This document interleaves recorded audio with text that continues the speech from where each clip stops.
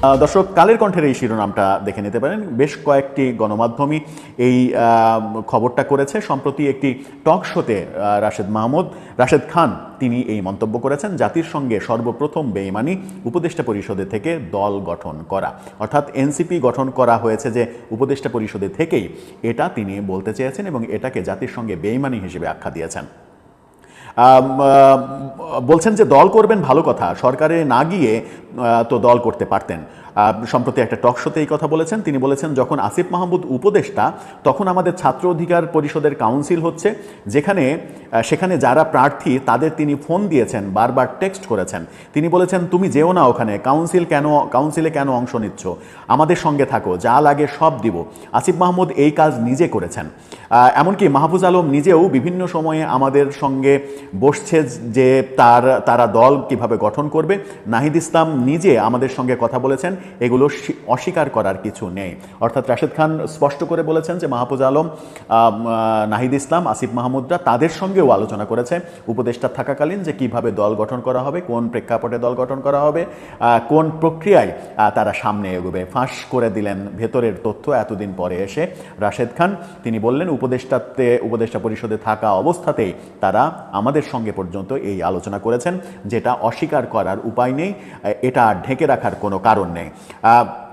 বলেছেন তিনি উপদেষ্টা পদের শপথ লঙ্ঘন করেছেন। দল গঠন একটি চলমান প্রক্রিয়া, উপদেষ্টা পরিষদে থেকেই সেই প্রক্রিয়ার সঙ্গে যুক্ত হয়েছিলেন নাহিদ ইসলাম। এখনও পর্যন্ত এনসিপির সঙ্গে এই কাজ করছেন মাহফুজ আলম এবং আসিফ মাহমুদ। স্পষ্ট করে বলেছেন যে এনসিপির জন্যই মাহফুজ আলম এবং আসিফ মাহমুদ কাজ করছেন। নাহিদ ইসলাম থাকা অবস্থাতেই দল গঠনের প্রক্রিয়া সম্পন্ন করে তিনি পদত্যাগ করে আহ্বায়কের দায়িত্ব নিয়েছিলেন আত্মপ্রকাশের জাস্ট কয়েকদিন আগে, সপ্তাহখানেক আগে।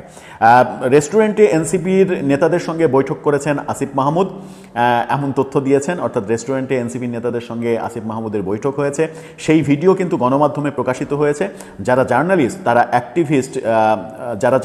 যারা অ্যাক্টিভিস্ট তারা প্রকাশ করেছেন। অর্থাৎ হোটেলে আসিফ মাহমুদ এনসিপি নেতাদের সঙ্গে বৈঠক করছেন, সেরকম ভিডিও চিত্র ভাইরাল হয়েছিল। তিনি আরও বলেছেন, তাদের 6 জনের সঙ্গে যার বন্ধুত্ব ঘনিষ্ঠতা ছিল, এক একজন এক একটা করে উপদেষ্টা নিয়েছে এবং সেই উপদেষ্টাদের মাধ্যমে এখন বিভিন্ন তদবির, বাণিজ্য সুবিধা নেওয়া, এই কাজগুলো তারা করছেন। এবং এই যে কাজগুলো উপদেষ্টা পরিষদের থেকেই নিজেদের স্বার্থ সিদ্ধির জন্য কাজ করা, নিজেদের রাজনৈতিক দল গঠন করার সমস্ত প্রক্রিয়া অনুসরণ করা এবং রাষ্ট্রীয় পৃষ্ঠপোষকতায় দল গঠন করা, রাষ্ট্রের সমস্ত সুযোগ সুবিধা দেয়া। আমরা সম্প্রতি যে এনসিপির সারা দেশে জুলাই পদযাত্রা চলছে, সেখানেও বিভিন্ন গণমাধ্যমে খবর হতে দেখছি যে তারা যেখানেই যাচ্ছে সেখানেই তাদেরকে পুলিশ প্রোটেকশন দেয়া হচ্ছে। কোনো রাজনৈতিক দলের কর্মসূচিতে যদি পুলিশ প্রোটেকশনের এই ব্যবস্থা থাকে, তাহলে তো সব রাজনৈতিক দলকে একইভাবে সমান হারে সেই প্রোটেকশন দিতে হবে। সেটা কি সব রাজনৈতিক দলকে দেয়া হয়? আদতে বাংলাদেশের বাস্তবতায় সব রাজনৈতিক দলকে দেয়া হয় না।